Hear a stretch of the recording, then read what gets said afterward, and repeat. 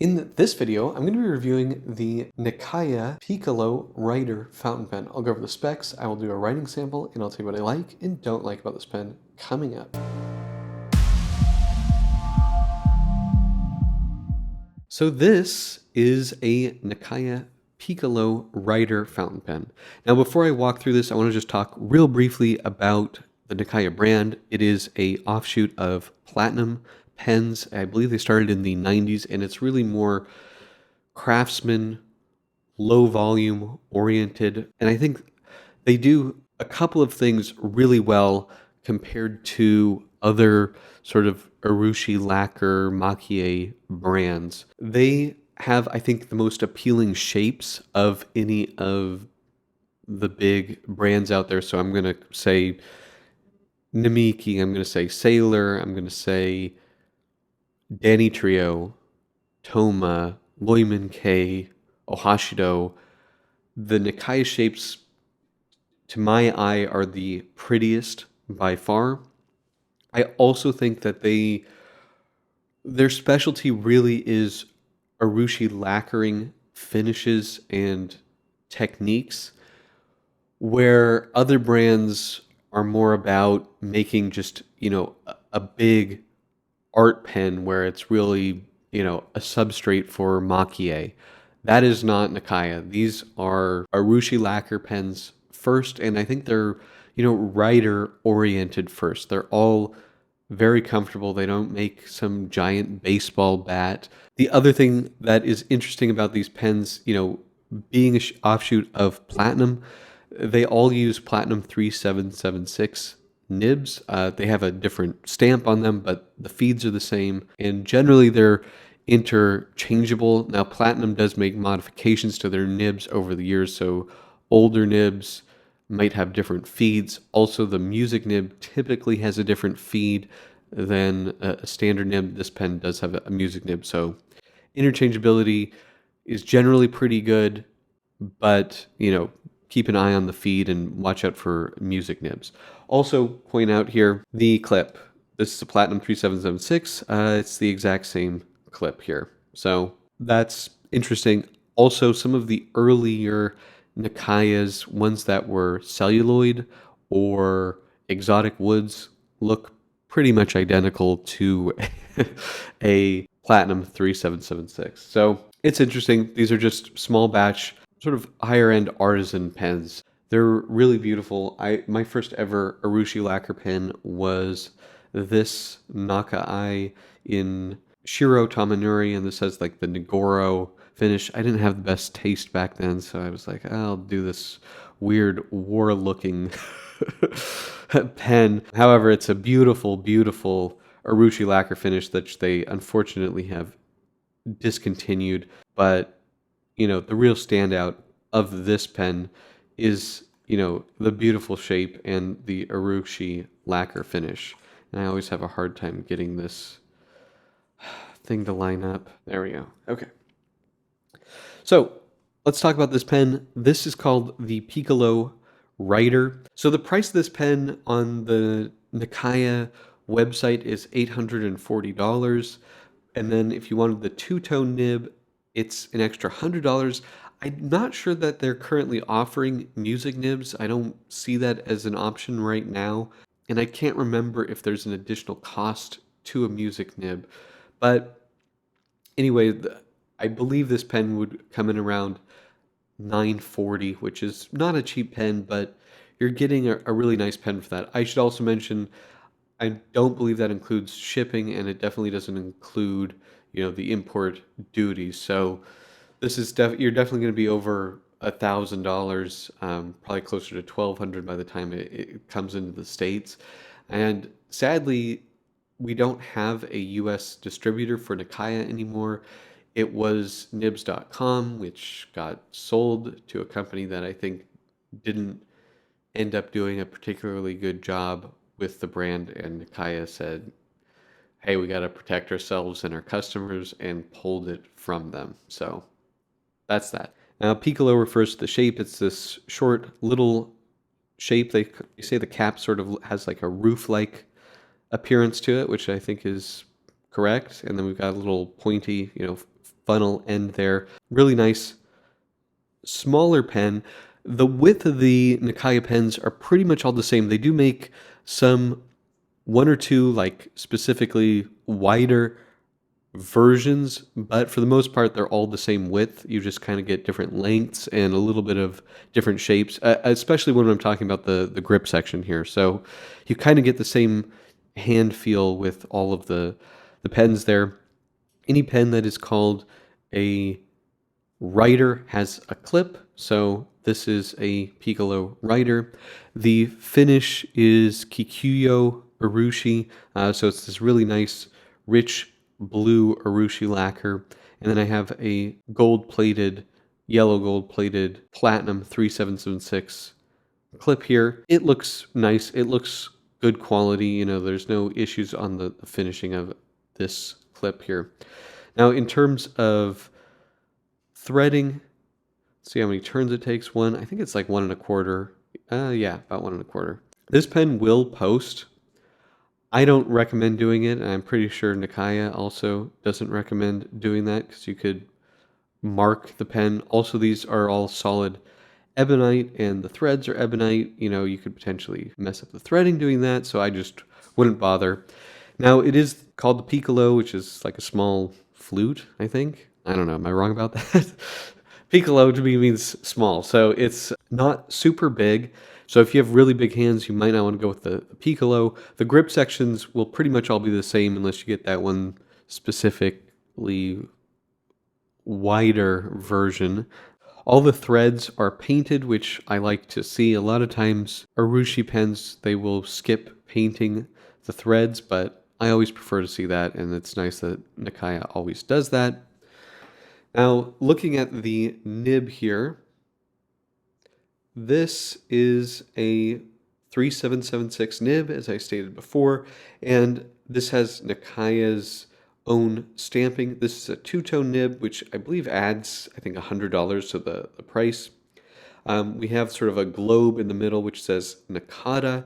Now, the newer Nakaya pens will say Nakaya, but the older ones say Nakata. So that's one way to identify an older pen. I don't exactly know when they made the switch over. Maybe it was 10 or so years ago. You guys probably know better than me. And so this is a music nib. There are 3 tines, 2 breather holes, and a standard plastic 3776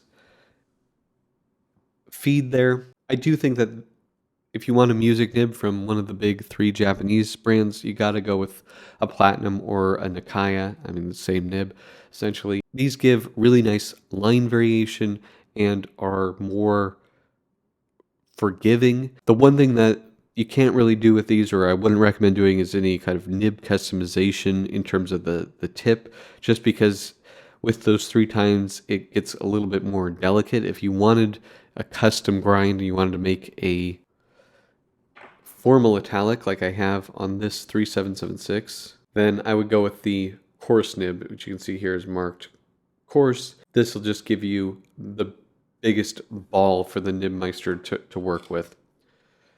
Now, in terms of the filling system, it is proprietary platinum cartridge converter. Not my favorite system, to be honest. I do think that their converters look really nice.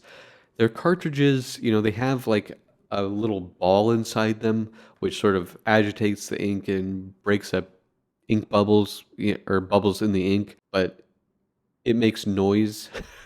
So I don't really love that.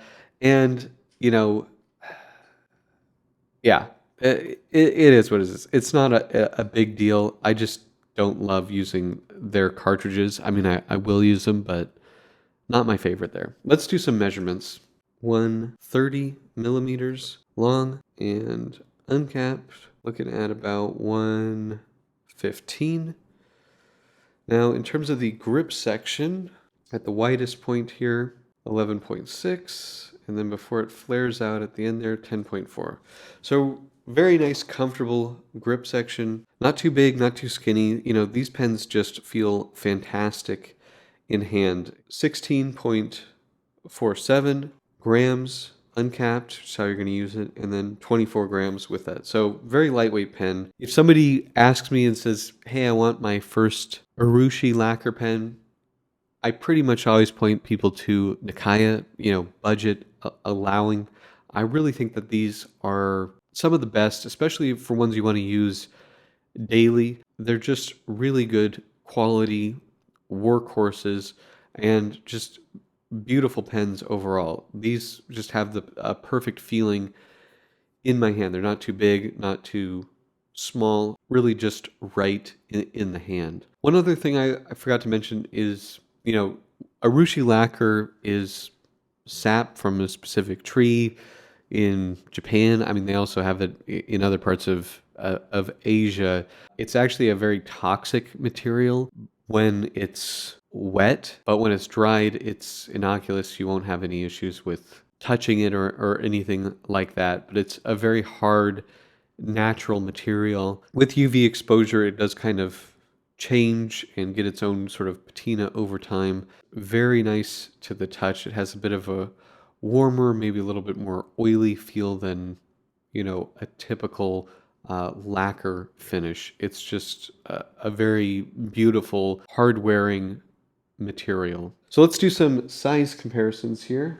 Next to a Platinum 3776. So you can see it's a bit fatter than this, although the celluloid ones are a little bit smaller than the standard resin ones, a bit shorter.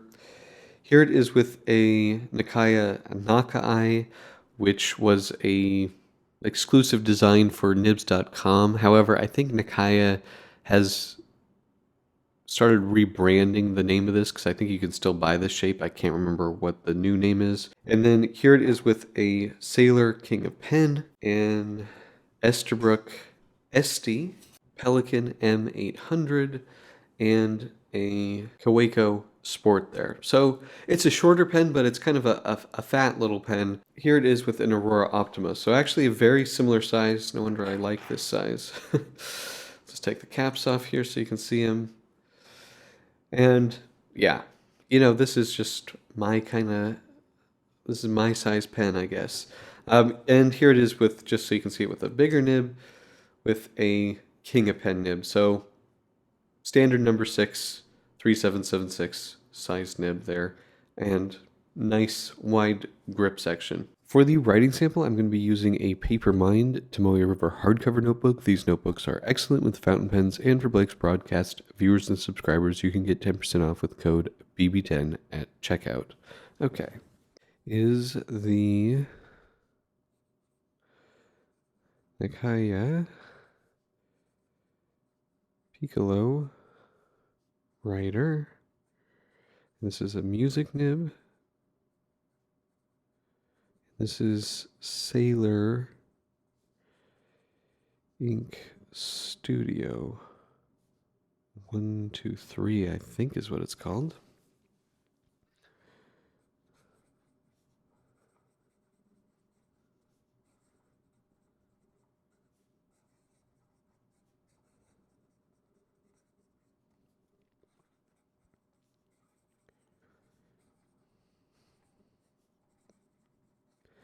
And I'll try some fast writing here.